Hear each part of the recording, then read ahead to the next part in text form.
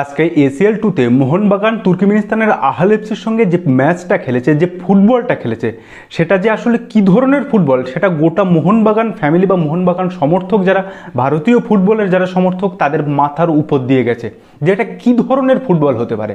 মানে একটা ACL two এর মতো ম্যাচ খেলতে নামছে, যেখানে প্রিপারেশনের লাস্ট ডার্বি খেলেছে, তার এক মাসও পরে মোহনবাগান আরও একটা ম্যাচ খেলতে নামছে। একটা দলের প্রি সিজন ঠিক মতো হয়নি, একটা দলের প্লেয়ারদের ফিটনেস লেভেল কিচ্ছু নেই। গোটা ম্যাচটা যারা দেখেছেন তারাও বুঝতে পারছেন যে আহাল এফসির প্লেয়ারদের যে ফিটনেস, তাদের যে খেলার যে ম্যাচ ফিটের মধ্যে আছে, ম্যাচ প্র্যাকটিসের মধ্যে আছে, সেটা কিন্তু পরিষ্কার বোঝা গেছে। সব বিভাগে ডমিনেট করেছে, সব বিভাগে। আর মোহনবাগান একদম টোটালি জিরো এই ম্যাচটাতে। যদি দেখেন প্লেয়ারদের কোনো ফিটনেস নেই। জেসন কামিংস যেভাবে বল পেল প্রথমার্ধের খেলা যদি বলি, তবে আজকে মানবীরের জায়গায় কিয়ান নাসিরি শুরু করেছে, ব্যাস ওটুকুই যা ভালো। কিয়ান নাসিরি বেশ কয়েকটা পাস মানে ক্রস করেছে এবং ডান সাইড দিয়ে ভালো করার চেষ্টা করেছে, ফিজিক্যালি অনেকটা বেশ ভালো লেগেছে, নাটমেকও করেছে। কিন্তু আদারওয়াইজ ফার্স্ট হাফে যদি খেলা দেখেন, দুটো দল সেম সেম। মানে যেন খেলা দেখে মনে হচ্ছে পাড়ার দুর্গাপূজা বা কালী পূজার সময় যে সমস্ত পাড়ায় পাড়ায় যে একটা টুর্নামেন্ট আয়োজন করা হয়, সেই টুর্নামেন্টের ম্যাচ খেলতে নেমেছে দুটো দল। অথচ এসিএল টু এর এই ম্যাচটা থেকে মোহনবাগান কিন্তু সব থেকে ইজিলি 3 পয়েন্ট পেতে পারতো, কিন্তু কি করলো, একেবারে পুরো ধেড়িয়ে একদম সর্বনাশটা করে দিল। আর 31 মিনিটে তুর্কমেনিস্তানের ডিফেন্ডারের ওই যে শটটা যদি বার পোস্টে বা বারের লেগে যদি না ফিরতো, তাহলে মোহনবাগান ওখানেই 1 গোল খেয়ে বসে থাকে।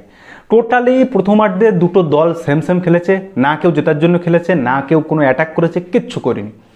59% বল পজিশন হচ্ছে তুর্কমেনিস্তানের ক্লাবটি আহাল এফসির, আর মোহনবাগানের তো 41%, মানে টোটালি কিছু নেই। সেকেন্ড হাফে যখন ম্যাকলারেন এবং থাপা নামলো, তখন মোহনবাগান একটু মাঝমাঠটাকে দখল পেতে শুরু করলো, এবং থাপার যে বলটা 67-68 মিনিটের মাথায় যখন ম্যাকলারেন পেলো, জেসন কামিংস পেলো, ওই সুযোগটা জেসন কামিংস এর আগে ওপেন শুটারগুলো তো নষ্ট করেছে, কিন্তু যখন সাহালের থ্রু পাসটা ধরে সে যখন বলটা পেলো, সেখান থেকে ডিরেক্ট শট নিলে গোল হয় না। আমি সেলফিশ প্লেয়ার নই, আমি মানে মহান একটা প্লেয়ার, আমি শট নেবো কেন? আমার ডান প্রান্ত দিয়ে ম্যাকলারেন ছুটছে, আমি ম্যাকলারেনকে বলটা দিই, সেখান থেকে বলটা মিস। এরপরেও যখন রবিনহো নামলো, রবিনহোর যে শটটা, সাহালের দুর্দান্ত ফার্স্ট রিসিভিং, কিন্তু সেই তাড়াহুড়ো করে সেই সাহাল একেবারে ডুবিয়ে দিল। আর যদি ডিফেন্সের কথা বলেন, তাহলে সেখানে আমি কি বলবো, রড্রিগেজ বাদে মানে আমি গোটা ম্যাচে টম এলড্রেডকে তো খুঁজেই পাইনি, যে টম এলড্রেড যে একজন ডিফেন্ডার হিসেবে খেলছে সেটা বুঝতে পারলেন। আর একটা কথা, গত সিজন থেকে প্রত্যেকটা মোহনবাগান সমর্থক বলে আসছে যে আশিস রায় কোনোদিন ফার্স্ট 11-এ ডিজার্ভ করে না। আজকে অভিষেক টেকচাম সিংকে যদি রাইট ব্যাকে খেলাইয়ে সুভাশিসকে লেফট ব্যাকে খেলানো হতো, হ্যাঁ সুভাশিস চোট থেকে ফিরেছে ঠিক আছে, কিন্তু he is a fighter. Last সিজনে তার পারফরমেন্সটা তো দেখে তার এইখানটা সুযোগ দেওয়া যেত। ফার্স্ট হাফে মাত্র 3টে বিদেশি নিয়ে খেলতে নেমেছে, যেখানে এইরকম একটা ভাইটাল ম্যাচ, যেখান থেকে পয়েন্টটা মাস্ট, ঘরের মাঠে খেলা হচ্ছে, সমর্থক সব আমাদের দিকে, কিন্তু সেখানে এই ধরনের ফুটবল সাহালও যেভাবে মিস করেছে, সত্যি মানে মানে কোনোভাবে কিছু বলার নেই যে এই ম্যাচটা মোহনবাগান এইরকম ধরনের ফুটবলটা খেলতে পারলো। টিম ম্যানেজমেন্টকে এটা বুঝতে হবে যে আইএসএল এর টপ পারফরমেন্স করা, আইএসএল এর লিগ ডাবল করা, যাই করুক, সেটা হচ্ছে উলুবনের শেয়াল রাজার মতো, কিন্তু এসিএল বা এএফসি এশিয়ান কাপের যে ফুটবলের যে ক্লাব ফুটবলের যে প্রতিযোগিতা, তার মানটা অনেকটা উঁচুতে, সেখানে এইরকম বাঁদরামি করে জেতা যায় না। মানে একটা প্লেয়ার, আমি ধরে নিচ্ছি যদি গ্রেগ স্টুয়ার্টকে না রাখি, তাহলে রবসন রবিনহোকে আগে থেকে আনবো, রবসন রবিনহোকে ম্যাচের 1 সপ্তাহ আগে আনলাম, মানেটা কি? চ্যাংড়ামো পেয়েছেন? এটা একটা ম্যাচ হয়েছে যেখানে আজকে মোহনবাগান এবং আগামীকাল আল জাওয়ারের সঙ্গে যখন আপনার এফসি গোয়া খেলবে, এবং মোহনবাগানের পরবর্তী ম্যাচ হচ্ছে আল হুসেন, জর্ডানের আল হুসেন এবং ইরানের সেফেহানের সঙ্গে। তবে মোহনবাগান আজকে যে ম্যাচটা খেলেছে, এই ধরনের ফুটবল দিয়ে যদি আল জাওয়ারা আর ইরানের সেফেহানের সঙ্গে খেলতে যায়, তাহলে আমি মোহনবাগান সমর্থক বা ভারতীয় ফুটবল যারা সমর্থক, তাদের বলে দিচ্ছি আশা করবেন না, কারণ এর চেয়ে বড় দুঃখের কষ্টের কিছু হতে পারে না।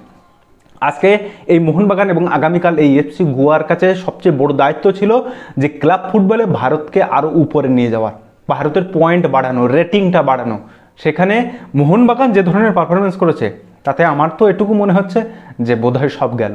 মানে এর আগে আমরা সরাসরি যে এসিএল টুতে চান্স পাচ্ছিলাম একটা করে ক্লাব, সেটাও বোধহয় আর পাবো না।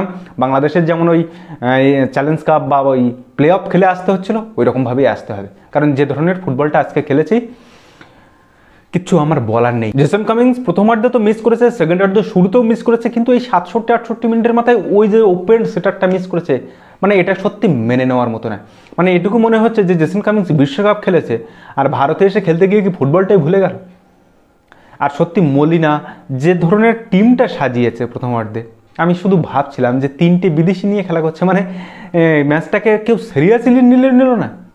এতগুলো মোহনবাগান সমর্থক যেভাবে মাঠ ভরিয়ে দিয়েছে, ভারতের সবথেকে বড় 3D টিফো এনে আজকে ম্যাচটাকে মোহনবাগানকে সাপোর্ট করতে এলো, তাদের কোনো মান মর্যাদা কিচ্ছু রাখলো না।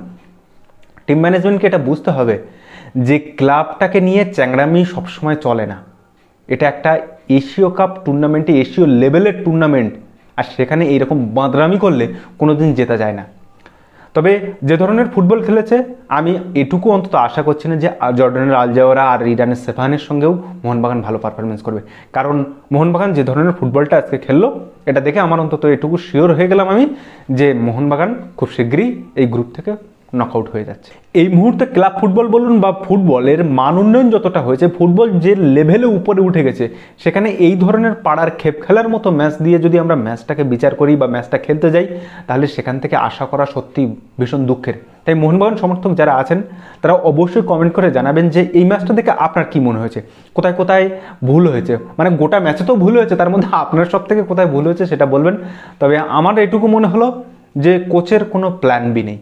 ফার্স্ট হাফে ওই রকম পারফরমেন্স করার পর সেকেন্ড হাফে আমি ম্যাকলারেন আর থাপাকে অত নিচে কেন নামাবো, পরে নামাবো, কিংবা রবসনকেও কেন পরে নামাবো, আমি এটা বুঝলাম না।